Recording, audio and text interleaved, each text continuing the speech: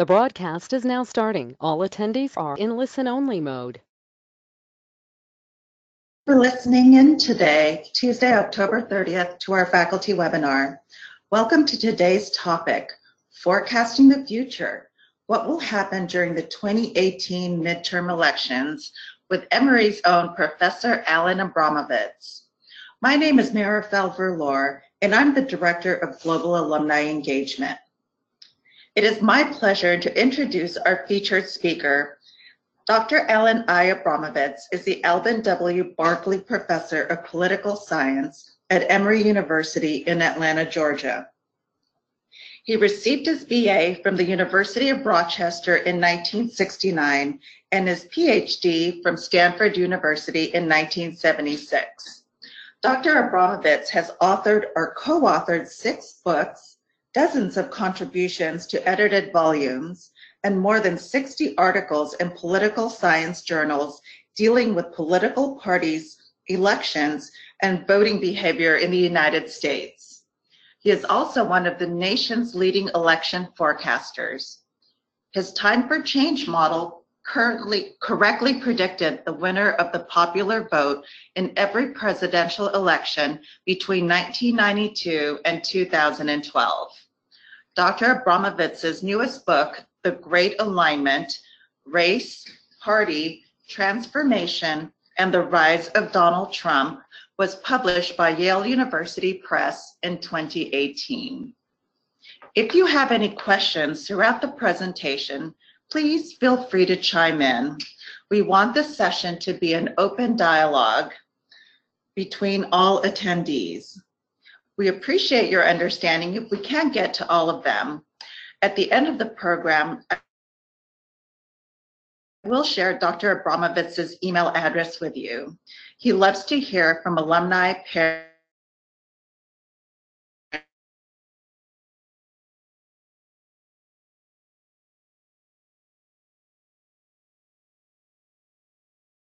world joining us. So thank you so much for sharing your wisdom with us. Dr. Abramowitz. Well, thank you very much for inviting me to talk about the upcoming midterm elections. And thank you all very much for joining with the webinar today. I think we're having some technical difficulties right now and just getting started. Now I think, okay. Now we're working, so. Okay. So today I'm going to talk about the outlook for this year's midterm elections. And of course, we are only 1 week. There's a great interest right now, I know, in what's going on and what might happen next Tuesday. There I am. And the question that I want to focus on today is, how large is this Democratic wave likely to be in the upcoming midterm elections? There's a very general expectation, I think, among people who study American politics, journalists as well as political scientists, that Democrats are likely to make significant gains in the midterm elections, but there's a good deal of uncertainty about just how large those gains are likely to be in the House elections, the Senate elections, as well as elections for various state offices, such as governors. So that's what we'll talk about today. Some of the background to what I'll be talking about today can be found in my new book, The Great Alignment, that was just mentioned. That was published by Yale University Press a couple of months ago, in which I kind of look at some of the longer term trends that kind of led us to this point in American politics. So if you're interested in learning more, you might want to pick up a copy. It's available at Amazon.com, and I know it's available in the Emory bookstore if you're nearby.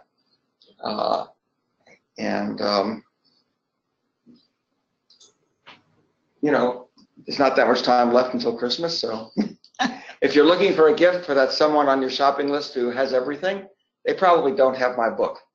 So you might think about that. There is clearly a great deal at stake in the midterm elections this year, even though the president is not up for election this year.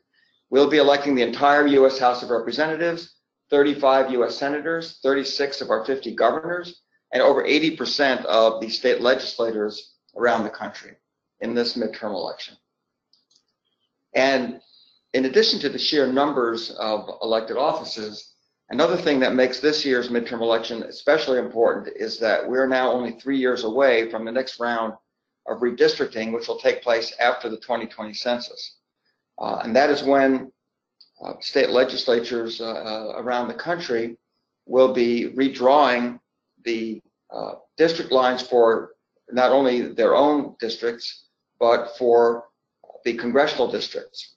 And so the legislators and governors who are elected this year will be involved for the most part, and most of them will be involved in this process of redistricting that will shape American politics for the next decade. So that's why I think the party leaders are especially concerned about the results of the midterm elections. This is one of the reasons they're especially concerned about the results this year. It's also the case that the outcome of this election is going to have a profound impact on the next 2 years of the Trump presidency. Even though Donald Trump will still be in the White House, of course, for at least 2 more years, which party controls the House and Senate is going to have a major impact on how those next 2 years will unfold. It may not have a big impact on legislation because even if Democrats control Congress, the president, of course, will be able to veto legislation that he disagrees with.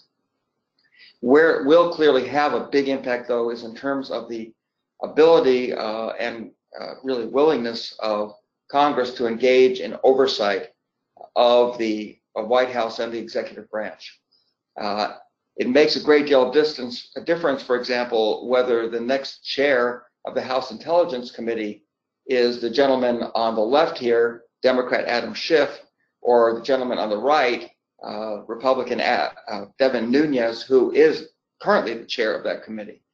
If Democrats were to take over the chairmanship, if a Democrat takes over the chairmanship of the House Intelligence Committee, there's no question that you're going to see much more aggressive oversight and an attempt to obtain documents and interrogate members of the administration about issues such as Russian influence on the 2016 presidential election, the president's finances, his tax returns. All these things will come under much closer scrutiny if there is Democratic control of one or both chambers of Congress. So, the president has a big stake in these midterm elections. When we think about midterm elections in the United States, it's important to keep in mind that there's a very clear pattern here to the outcomes of these elections, and that is that the president's party almost always suffers losses in the midterm elections. That has been the case in 16 of the 18 House midterm elections since World War II and 14 of the 18 Senate midterm elections. On average, the president's party across these 18 midterm elections has lost almost 26 seats in the House of Representatives and 4 seats in the Senate. And the pattern extends beyond that to elections for governor and to state legislative elections as well. So in general, midterm elections tend to have a negative impact on the president's party. Voters almost always turn against the president's party in these midterm elections. Now, this raises the question, of course, of why we see this pattern, as this typical freshman student at Emory University is obviously concerned about. I've observed to many people that the freshmen seem to be getting younger and younger every year here at Emory.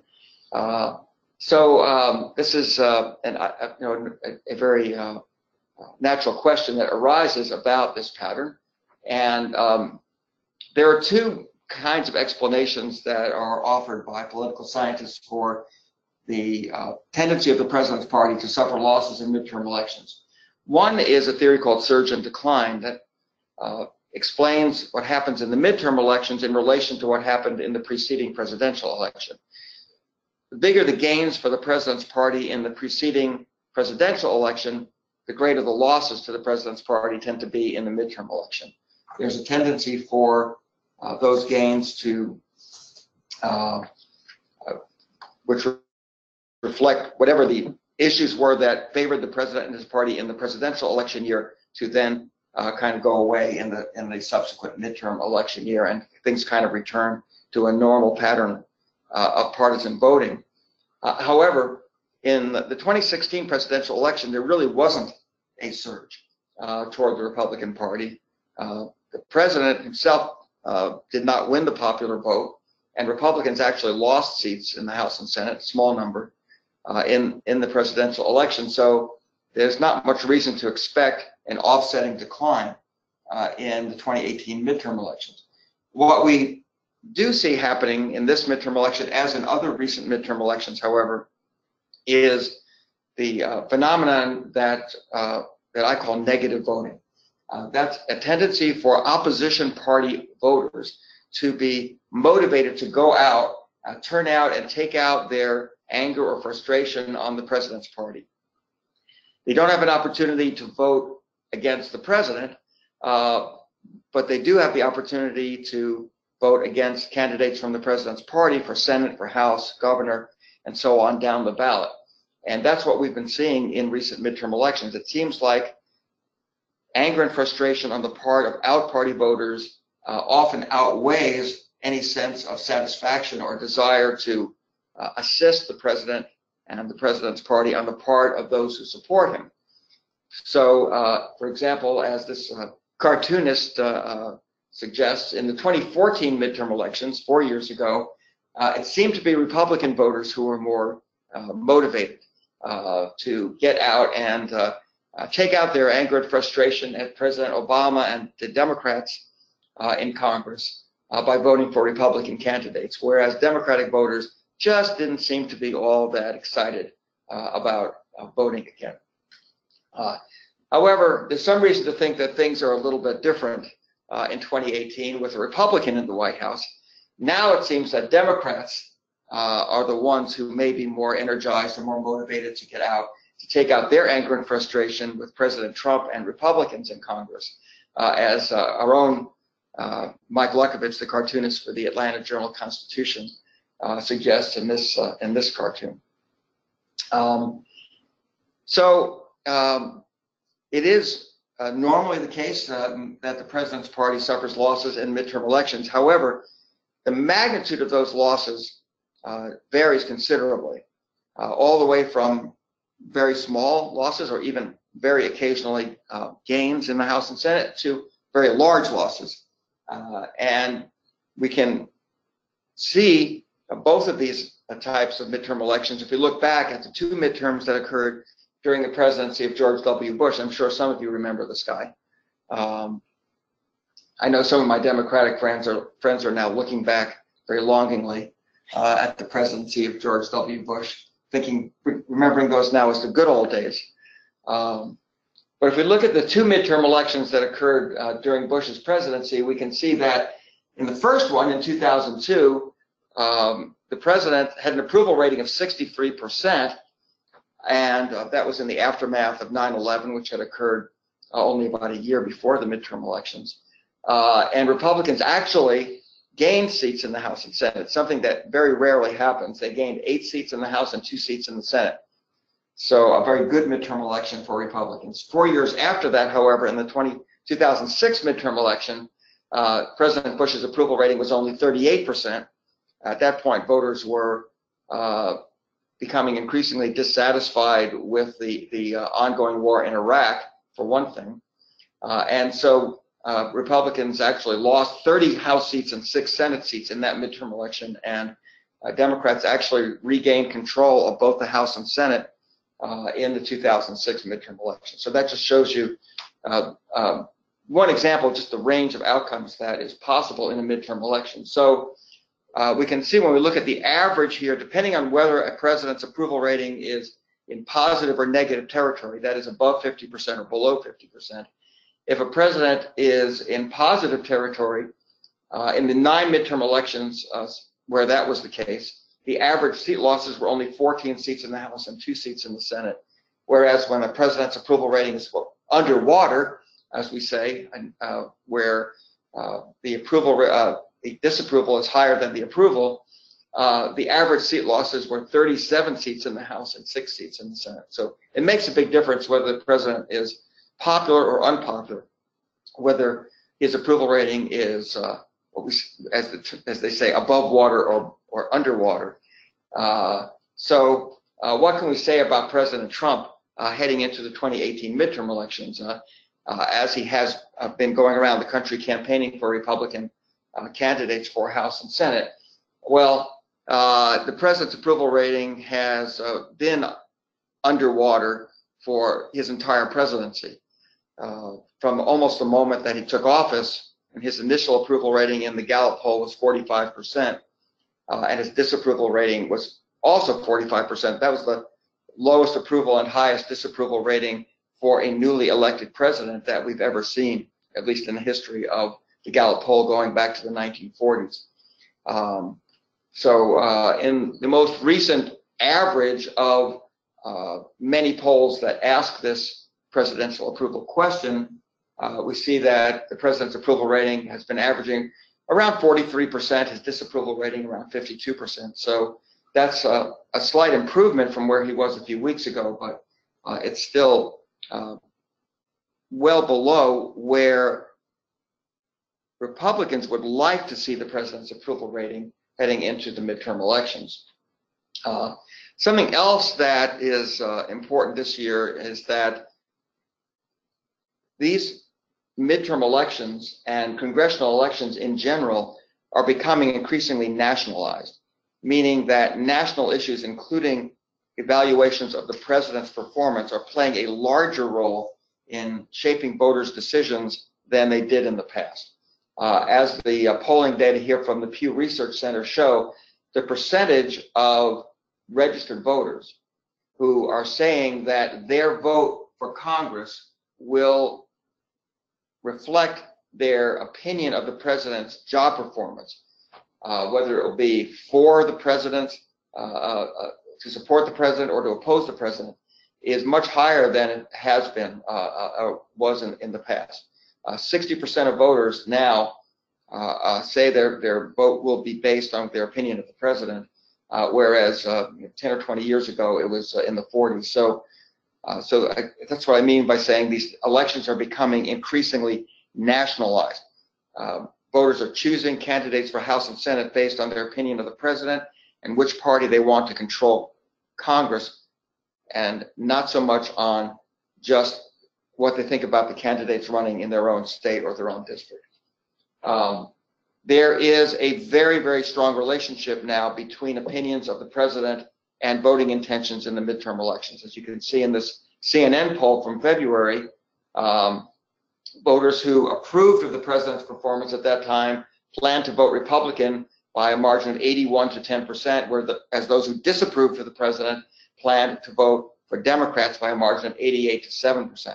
And the results in other polls are very similar to that. Very, very close relationship between opinions of the president and voting intentions for both House and Senate. Another development that is shaping the outcome of the outlook for the midterm elections this year is something we don't usually see in between the redistricting, post-census redistricting periods, and that is the redistricting that occurred in the state of Pennsylvania, where the state Supreme Court ruled a couple of years ago that the congressional districts in that state violated the Pennsylvania Constitution, and therefore required that those districts be redrawn. The districts were drawn by the Republican legislature in 2011 in a way that strongly favored Republican candidates. And a classic example of gerrymandering, which is something both parties, of course, have engaged in the past. But in this case, it was a Republican gerrymander So the court actually ended up bringing in an outside expert to draw new lines, and that has given Democrats a number of opportunities to pick up seats in that state. These were the old House districts in Pennsylvania. It's a very important state because of the number of House districts that you have there, 18 House districts in one state. Those were the old districts, which you can see that some of them were had rather peculiar shapes. For example, the 7th district of Pennsylvania. This was, again, on the old map, a district that's been described as looking like Goofy kicking Donald Duck. This was drawn to be a Republican district by taking in Republican-leaning areas in the Philadelphia suburbs. These are the new districts, however. You can see, I think it's pretty obvious that the shapes of these districts are much more regular. We don't see all those weird-looking branches and arms and things. And this is giving Democrats an opportunity actually to pick up 3 or 4 or possibly 5 seats just in the state of Pennsylvania. The map is very important when it comes to the Senate as well, because, of course, only 35 Senate seats are being chosen this year. And it happens that the group of Senate seats, the states that are having Senate elections this year, is overwhelmingly, these are overwhelmingly states where there are Democrats in holding those seats. Actually, there are 26, so this is a little out of date because it doesn't show 2 special elections, one in Mississippi and one in Minnesota, but the 2 independents are also really Democrats in Vermont and Maine. They caucus with the Democrats, Bernie Sanders and Angus King. So we've got 26 Democratic seats up this year, only 9 Republican seats, and that makes it very difficult, of course, for Democrats to pick up seats in the Senate. It gives Republicans a lot of pickup opportunities, especially when you look at the fact that of those 26 Democratic seats, 10 are in states that Donald Trump carried 2 years ago, and 5 are in states that Trump won by a double-digit margin, including North Dakota, Missouri, Indiana, Montana, and West Virginia. So you have Democratic incumbents who are trying to defend those seats this year. There are only 9 Republican seats up this year, and only one of those is in a state that Hillary Clinton actually carried. So not very many pickup opportunities for Democrats. On the other hand, the gubernatorial elections this year are almost the opposite. Of the 36 governors who will be elected this year, the large majority, actually 26 of them, are currently held by Republicans, many of whom are term limited, and therefore Democrats have many pickup opportunities there, and Republicans don't have very many pickup opportunities. Of the 10 Democratic seats that are up this year, only 1 is in a state won by Donald Trump in Pennsylvania, and there the Democratic incumbent is a strong favorite to hold that seat. 8 are in states won by Hillary Clinton, so Democrats do have a number of very good pickup opportunities there when it comes to governorships, which are, of course, very important when it comes to what goes on in state government and politics, and also when it comes to the redistricting that will take place in 2021. So we can look at some early indicators of how things are likely to go on November 6th. We can look at results of special and off-year elections in 2017 and 18. We can look at what's called the generic ballot polling, polls that ask voters how they plan to vote without providing the names of the candidates running in their state or district. And then we can look at candidate recruitment and fundraising as another leading indicator of what's likely to happen in the election. When we look at the special elections for Congress that have taken place in the last 2 years, in general, what they show is that Democrats have been doing very well compared with the way those districts voted in 2016. One example of this was the special election that took place in what was then Pennsylvania House District 18, which has subsequently been redrawn. But this was a district that Donald Trump carried by a very big margin, of about 20 percentage points. Nevertheless, the Democratic candidate there, Conor Lamb, actually won the special election in a very close race over the Republican candidate. So that was an indication of just of a very strong Democratic tide in that particular election, a big Democratic swing, at least, in that election. And in general, when we look at all the special elections to Congress, we've seen that both House and Senate, that on average, in most of them, there's been a pretty significant Democratic swing compared with the way those states or districts voted in the 2016 election. We can also look, as I mentioned, at the generic ballot, and that's again a polling question that asks voters how they plan to vote for House or Senate, without giving the names of the candidates. Just would you vote for a Democrat or Republican? Which party do you want to control the House or Senate? And we can see that over the last few weeks of polling, in fact, over the last several months, Democrats have held a pretty consistent advantage of around 8 to 9 percentage points. This was as of about 5 days ago.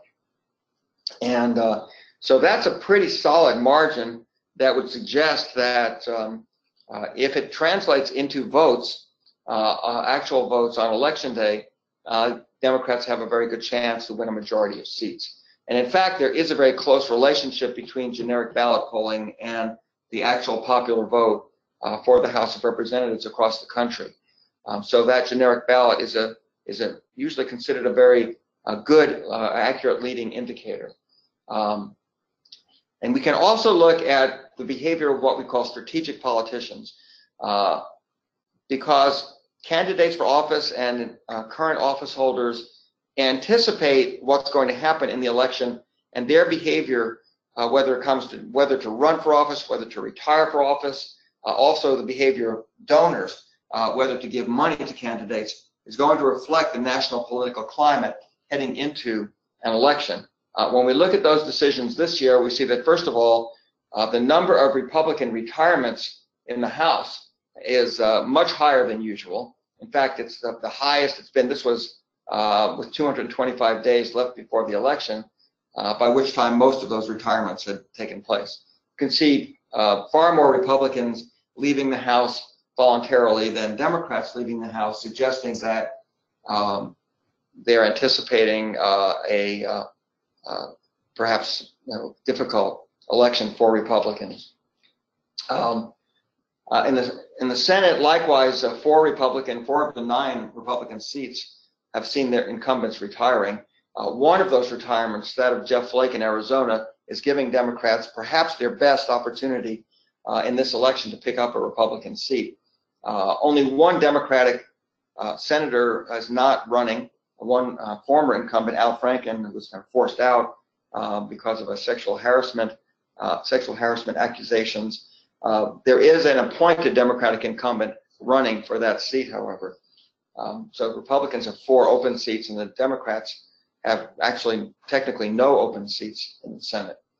When we look at fundraising, likewise, we can see that Democrats have been doing extremely well when it comes to fundraising going into the midterm elections. In the House of Representatives, if you look at the year before the election, look at how much money candidates were raising, were planning to run for the House. Democrats had 190 challengers who raised at least $100,000, whereas Republicans had only 43.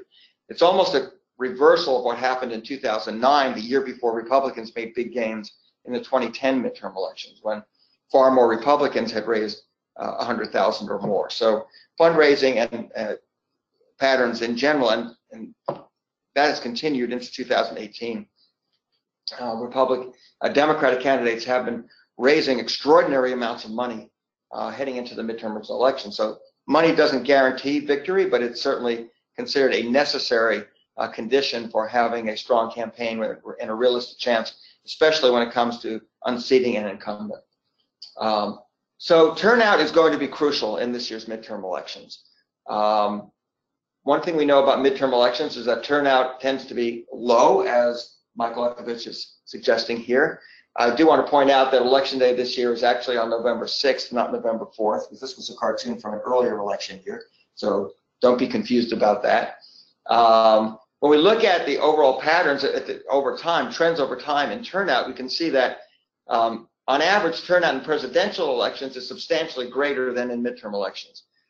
Presidential elections in recent years, we've seen around 60% of eligible voters turning out, whereas in midterm elections, we've been lucky to get to 40%. And in 2014, only about 36% of eligible voters turned out.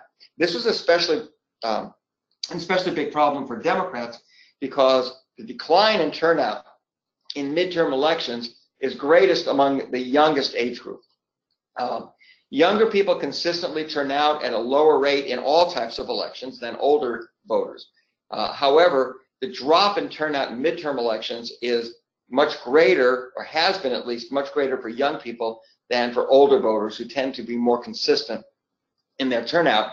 And Democratic candidates nowadays depend more on the votes of young people than in the past. So this has been a big problem for them. And that's going to be an important factor in the 2018 midterm elections as well. So what do we see when we look at the expected turnout in the 2018 midterm elections? One thing we see is that there's heightened interest this year. The percentage of registered voters who claim that they're absolutely certain to vote is up substantially from 4 years ago. And among all types of voters, it's up among all types of voters, but it's especially up, and this is from the recent Washington Post ABC News poll, among Democrats and among young people, as well as among non-whites. So those voter groups, Democrats, young people, non-whites, are the ones who seem to be much more energized, much more interested in voting this year. Republicans, older voters, white voters, they are also more interested than they were 4 years ago, more engaged, but the increase there is much smaller. So the disparity there between older and younger voters, between Democrats and Republicans, is much smaller. In fact, Democrats are actually more likely to say that they're certain to vote than Republicans, which is rather unusual. We can see the same thing when we look at actual votes in primaries. If we go back and look at the number of votes actually cast in this year's congressional primaries, these numbers are in millions. You can see that there was a huge increase in the vote. It was a big increase overall, but especially in Democratic primaries.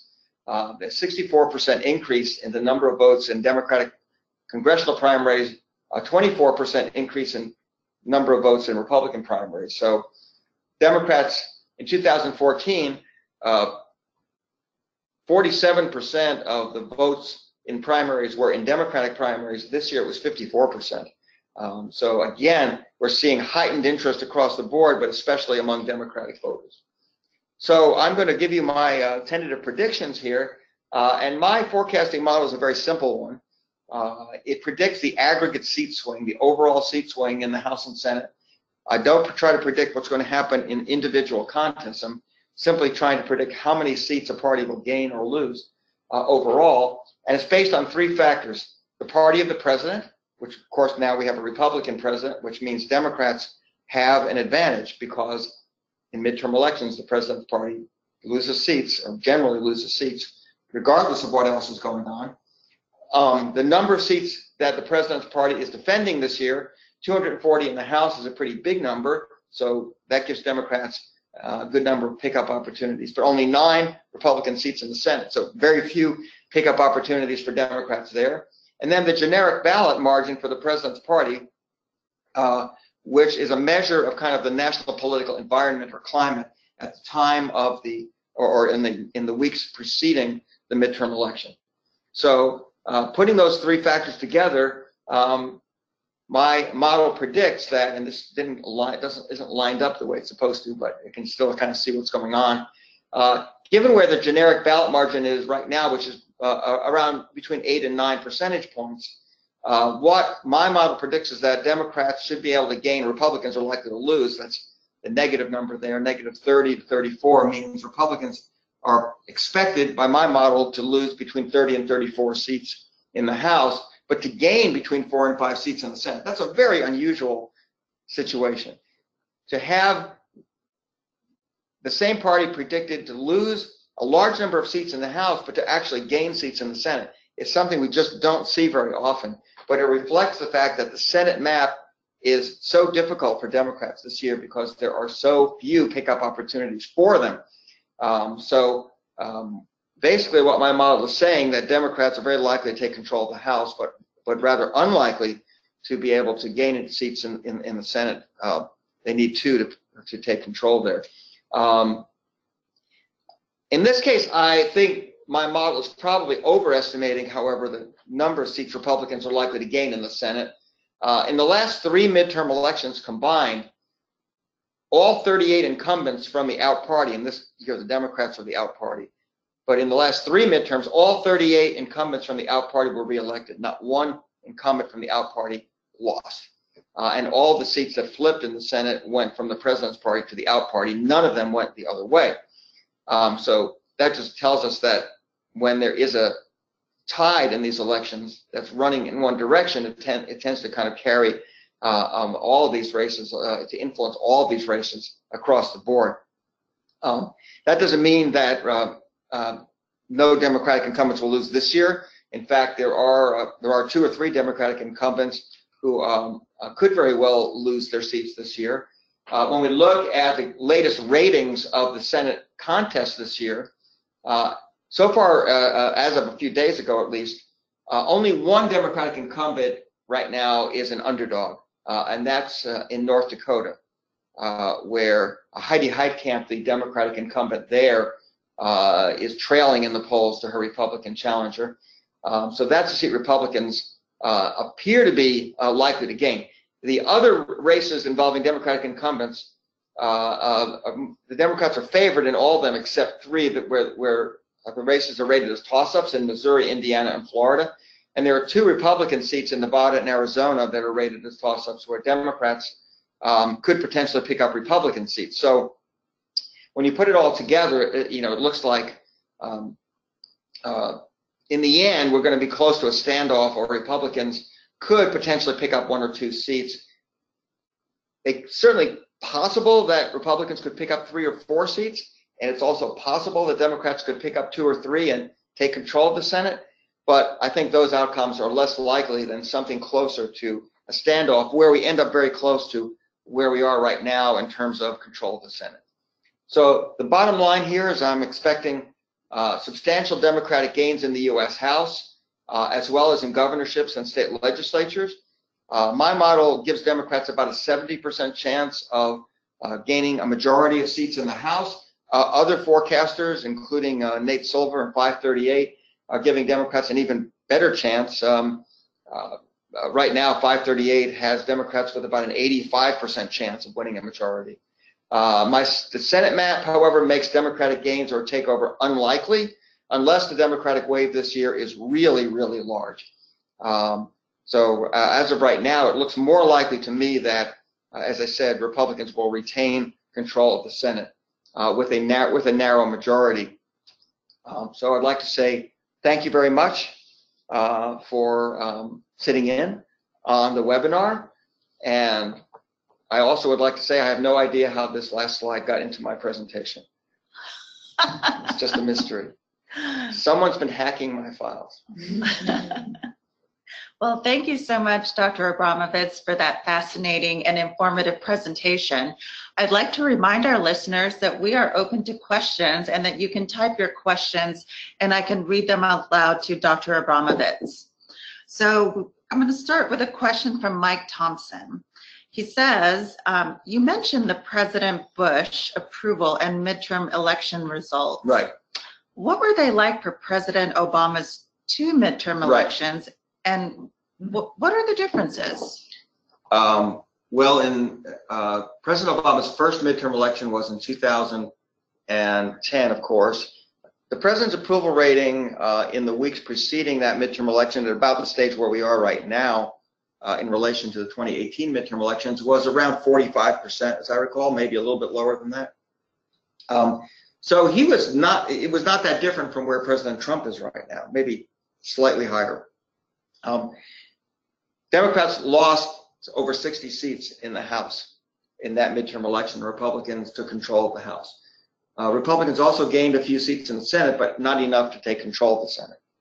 So a lot of what happened in that midterm election reflected not just the president's approval rating, but also the fact that the Democrats had gained a lot of seats in the 2 previous elections, in the 2006 midterm elections and then again in the 2008 presidential election year. Democrats had made substantial gains in the House, and therefore they were going into the 2010 midterm election having to defend a lot of seats in the House that were in districts that normally tended to vote Republican. And if you look at where the Democrats took their losses in the 2010 midterm election, it was very disproportionately in those districts that had traditionally been Republican-leaning districts in terms of their presidential voting patterns. So it was a combination of voters being somewhat unhappy with President Obama's performance, the fact that the economy, for example, was still fairly weak, was just really struggling to recover from the very deep recession that he inherited, but also just the fact that so many of the districts held by Democrats were in were in places that normally voted Republican. In the Senate, the Democrats held the Senate, but Republicans did make some gains there. So again, you have to look not just at the national political climate, but also where the seats are being contested, what states are holding Senate elections, and how many districts the president's party is defending going into the election, especially how many districts that are in unfriendly territory, you might say. 2014 was a little bit different story. The Republicans already controlled the House, and they gained a few seats. Not a very big gain, but they solidified their majority there.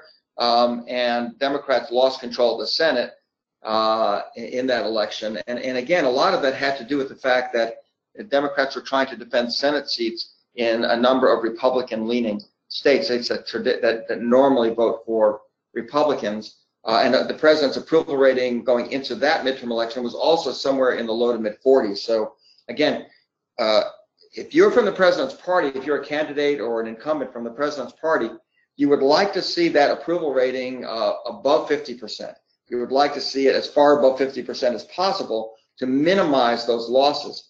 But in both of those midterm elections, President Obama's approval rating was below 50%, signaling danger, especially when you considered how many difficult districts the president's party had to defend in that 2010 House election. Great. Well, we have a question from Kevin Orr. To what extent will the strength of the economy impact how people will vote?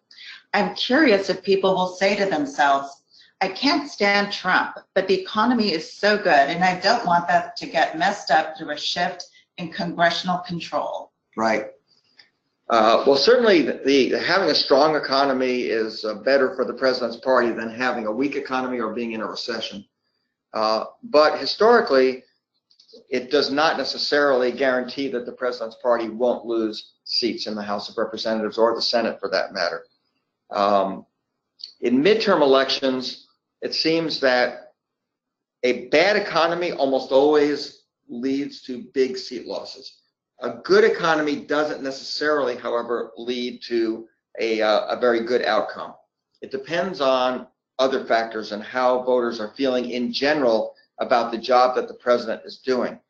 So once we take into account opinions of the president's performance, and particularly the generic ballot, which is actually the best leading indicator of all, economic conditions or measures of economic conditions such as unemployment or real GDP growth don't play much of a role in midterm elections. We can look back and see that, for example, in the 2006 midterm elections, Republicans took big losses even though the economy still at that point was in pretty good shape. We had not yet entered the recession. We could go back, for example, to the 1966 midterm elections when Democrats, with Lyndon Johnson in the White House, lost large numbers of seats in the House and Senate, despite the fact that the economy was booming. And what that reflected was largely discontent with President Johnson's performance, and especially with the war in Vietnam, growing frustration with American casualties in Vietnam. So when there are other issues on voters' minds and other concerns, those can outweigh the economy in a midterm election. When we get to the presidential election 2 years from now, there we know that economic conditions have a more direct impact on the outcome of the election. So whether we still have a strong economy or whether the economy weakens between now and the 2020 presidential election will be very important. However, we have no way of predicting that at this point. Well, we have somebody who really wants you to look into the future. Ross Reynolds says, what are your predictions for Congress in 2020? Some analysts are saying the shift to Democrats may be even stronger then. Would any of the new voter laws offset votes enough to even impact it? Or is it more likely just to motivate the impacted voters more? Well, there are really two different questions there. So one question is about the impact of laws that have been passed by a number of states, mainly states under Republican control, that have made it somewhat more difficult for people to register to vote or to vote on election day. Things like voter ID laws, for example, or voter purges. And there's, of course, been a great deal of controversy about that in this year, and specifically here in Georgia. So, you know, what we can say in general, I think, is that those kinds of laws and regulations certainly do have an impact. However, they also can serve as a motivator. They also can stimulate greater efforts on the part of the opposing party, in this case the Democrats, to motivate their voters to register and get the vote out on election day, and they can motivate voters. Voters don't like to see someone trying to stop them from voting, and so you know, we're already seeing here in Georgia a big surge in turnout in the early voting period, for example. So we'll have to wait and see what the final turnout numbers look like, but my guess is we're going to see a very high turnout for a midterm election, despite these sorts of laws that make it more difficult to register or vote. As far as the outlook for the 2020 congressional elections, it's way too early to really make any kind of informed speculation about that. We don't know how voters will be viewing the president, assuming President Trump is still in office, you know, what their opinions will be of him. We don't know what the economy will look like in 2020. We don't know who the Democratic candidate for president will be in the 2020 election. And so, you know, a lot of things that could impact the House and Senate elections. The one thing we do know already is that in 2020 there are a lot more Republican Senate seats up. So I believe the number is something like 22 of the 34 Senate seats that are up in 2020 are currently held by Republicans. So that means that there will be more pickup opportunities for Democrats, more seats that Republicans will have to defend. So if Republicans are going into that election with a very narrow majority in the Senate, it certainly would give Democrats an opportunity to take back control of the Senate in the midterm elections. But again, that will depend on the national political environment, which at this point is we really can't predict. Well, I think that's a really good segue for Poria Garrett's question. With the constant reports, especially in Georgia, of voter suppression, voting machines swapping votes, potential foreign interference, what is your confidence in the integrity of our elections, and how do you reconcile this in your predictive models? Well, I am very concerned about some of these things. I certainly, here in Georgia, I think there are good reasons to be concerned about some of the reports of difficulty, people experiencing difficulty in obtaining absentee ballots, for example, or absentee ballots being held or disappearing, about people experiencing difficulty in having their registrations being accepted. I think there are reasons for being concerned about the voting machines that we use here in Georgia. They've been in use since 2002. There's no paper trail. Many experts believe that they are potentially open to hacking, even though the Secretary of State and those who are running the election out of his office deny that. So, every election year we hear these sorts of reports about votes being changed on the machines, and all we can say is that The research that's been done on this suggests that that's pretty rare. Not to say it doesn't ever happen. If you're a voter and you believe that has happened, it's something you should immediately report without casting your ballot and before you even cast your ballot. The advice people are given is if you look over the votes before you cast your ballot, and you should, and you have any questions about it, you think something's not right, that's the time to report the problem to the polling officials. Don't cast your ballot, because after you do that, it's too late. There's no paper trail here in Georgia, so that's a big problem, I think. I'm sure Georgia is going to change its voting equipment in the next 2 years before the presidential election. We should have done it years ago, in my opinion. Despite all of this, I'm still hopeful that the results will accurately reflect the preferences of the voters. Can I say that there's no chance, if it's a very close election, that the outcome could be swayed by voter suppression efforts or by problems with the voting equipment? No, I can't say that. But, you know, there are problems with every voting system. Nothing's perfect. You know, so I would just encourage everyone to get out and vote.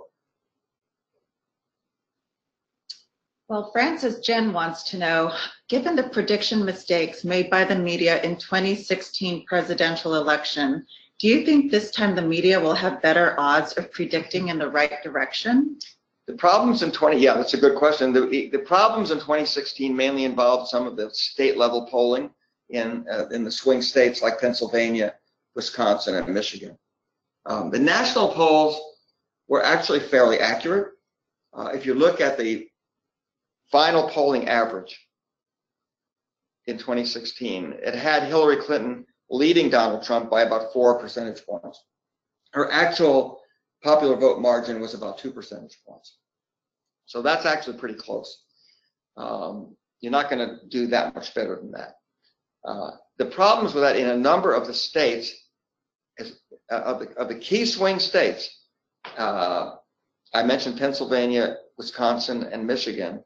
The polls showed Hillary Clinton with at least a modest lead, you know, 3, 4, 5, 6 percentage points. In the end, she lost all 3 of those states by very narrow margins. So there clearly were problems with the polling. There have been some attempts to try to evaluate what went wrong. Some of the problem probably had to do with late voter decision making, with undecided and third-party voters making up their minds or changing their preference at the end in ways that were not picked up by the polls. Some of it may have had to do with the fact that the likely voter models did not accurately pick up a surge in turnout by non-college educated white voters in those swing states, or overestimated turnout by minority voters in those states. So there are a lot of things that can go wrong. In fact, it's kind of remarkable that the polls do as well as they do. So can we be absolutely confident that the polls are correct this year? No. I think it's certainly possible that in some of these closely contested races, the polls may end up missing the mark by a few percentage points, but we don't know which direction in advance. You just don't know. In 2012, for example, the polls actually underestimated Obama's margin nationally and in a number of states, in quite a few states. He actually won by a bigger margin. So in that year, the polls actually underestimated the Democratic share of the vote. In 2016, however, the polls, especially in some of the swing states, underestimated the Republican share of the vote. Which way will the errors go this year? We don't know. All we can say is, in general, when there is a swing toward a party, the polls often underestimate the size of that swing. So if there is a big Democratic surge this year, if there really is a big wave, it's possible that the polls are actually underestimating the magnitude of that wave. But we'll just have to wait until the evening of November 6th, or possibly November 7th or November 8th, or sometime after that, to see just how big the miss was. There will be undoubtedly a number of races that will not be decided until very late in the evening, or even the next day or two later this year. There are a lot of races that appear to be very close going into the election. Well, our last question is from Kevin Kyer from Geneva, Switzerland. All Kevin, right. thank you so much for joining us. Kevin says, first, thanks for the webinar. Second, have you ever looked at data on voters that are abroad? I live out of the country. I'm registered in California, my last state of residence. I always vote.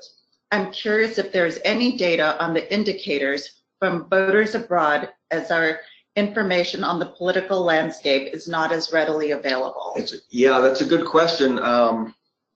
We know there are hundreds of thousands of votes that are cast by Americans abroad and by members of the armed services as well. We really don't know very much about the preferences of those voters. In the presidential nomination process, there is we do get an indication of that, at least on the Democratic side. I know they have a separate primary for Americans abroad.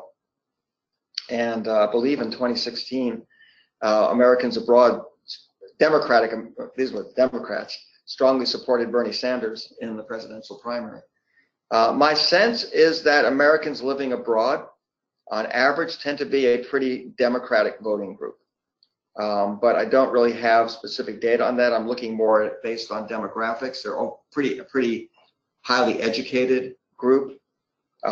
Nowadays, voters with college degrees, and especially with a post-college education, tend to lean pretty strongly Democratic in their preferences. That was not always the case, of course.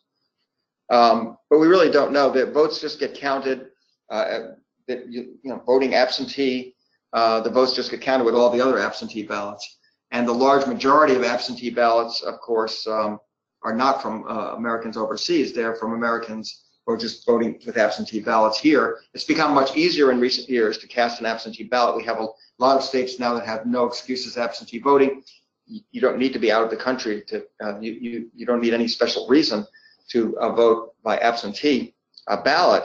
But we don't even really know, except from some polling, how absentee voters vote, and are their votes different from those of others those who vote, on election day, or those who vote early. And what we've seen suggests that the early voters or absentee voters in some years differ somewhat in their preferences from those who vote on election day, but the direction of those differences can change from election to election. So again, it's something that is not easy to predict in advance. Well, Dr. Abramowitz, thank you so much again for joining us today and for your continued leadership at Emory University. Before we end the program, let me remind our listeners that all Office of Alumni Engagement webinar programs are posted on our website at www.alumni.emory.edu/calendar. You can also find podcasts of all of our faculty lectures on iTunes U at www.alumni.emory.edu/faculty on iTunes. Please join us for our next faculty webinar, which will be held on Friday, December 7, with Dr. Felipe Lobello, Associate Professor of Global Health. Dr. Lobello will talk about exercise is medicine. This is a great topic during the holidays when you're trying to decide whether to eat that extra piece of pumpkin pie. Can you walk it off? Join us and find out on Friday, December 7. Thank you all again for joining Emory's Office of Alumni Engagement. Have a good day or a good evening wherever you live in the world. Thank you.